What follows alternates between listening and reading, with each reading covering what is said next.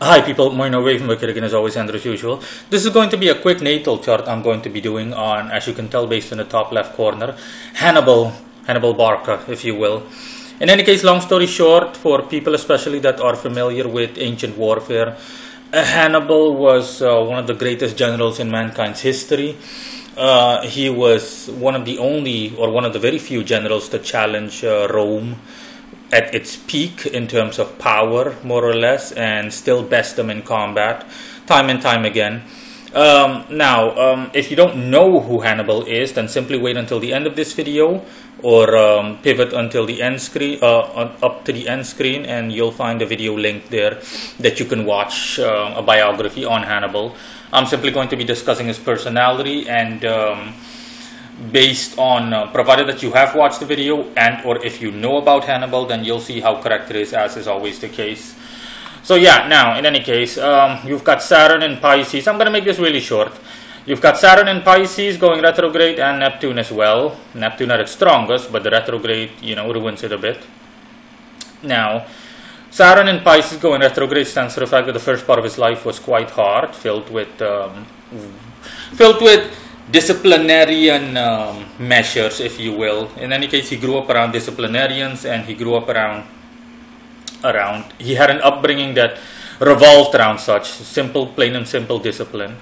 Neptune in Pisces going retrograde stands for the fact that he was raised in a specific way as to have a specific mindset, and this mindset specifically applicable to him, it simply stands for a hatred towards Rome and to be Rome's eternal enemy. I'm simply going to ignore Chiron.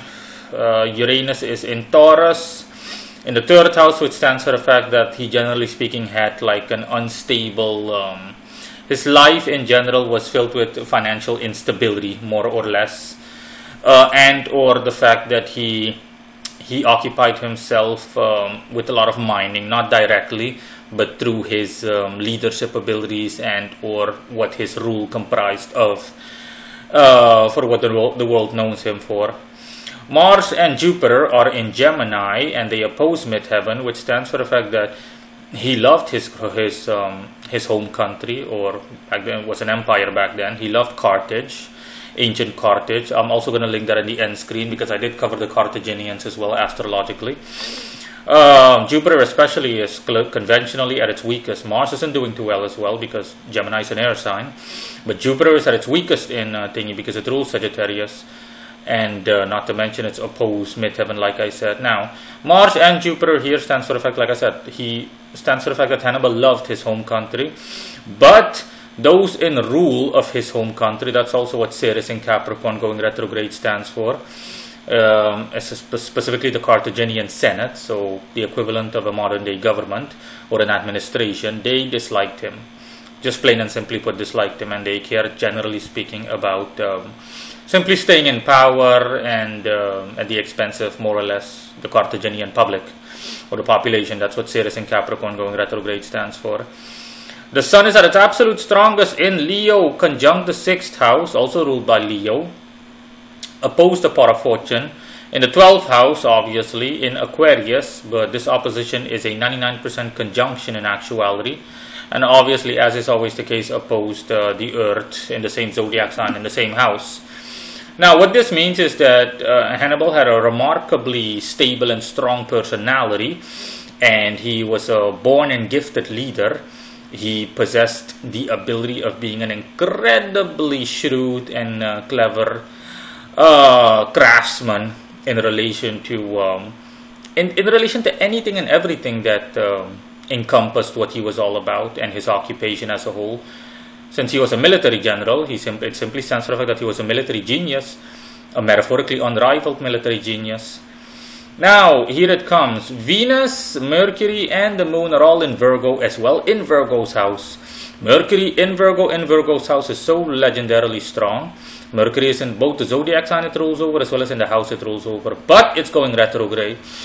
And the Moon is in the 7th house, Libra. Now, what this stands for, all of these planets, Venus, Mercury, and the Moon, stands for the fact that he was so committed to being so legendarily detailed and getting things perfect up to the last bit, to the point where he overdid it. He had a considerably strong, at the very least considerably strong habit of doing so, of overdoing things, being so, like someone that wants to be so clean to the point where they clean their house literally 20 times a day. I mean, yeah, that's obviously overdoing it, way overdoing it. And that contributed to his eventual metaphorical downfall. Now let me continue. Pluto is in Aquarius going retrograde in Aquarius' house. Another example. It stands for, again, just like the sun says, he was a brilliant tactician and leader that could rally the masses to his cause. Okay, but the retrograde stands for the fact that he had a tendency to, in the end, to still make wrong decisions, or a decision that would spell his downfall in the end. It's a shame, honestly, because when looking at his personality as a whole, and that's essentially it. Like I said, I'm going to ignore Chiron, Juno, Lilith, and Pallas. Not really necessary to cover those for the purposes of this video. Before I go, I want to add one last thing. There are 1, 2, 3, 4 planets going retrograde. It's a shame, honestly. The strongest planet is the Sun. And the weakest planets, excluding those that are going retrograde, is the Moon, honestly, Venus as well and Jupiter as well. It's a shame because if these planets weren't going retrograde, for example, if Pluto and or Neptune and or Mercury weren't going retrograde, then things might have not been so bad. His life might have turned out differently, but in the end, those retrogrades were the straw that broke the camel's back. That's all, guys. Bye.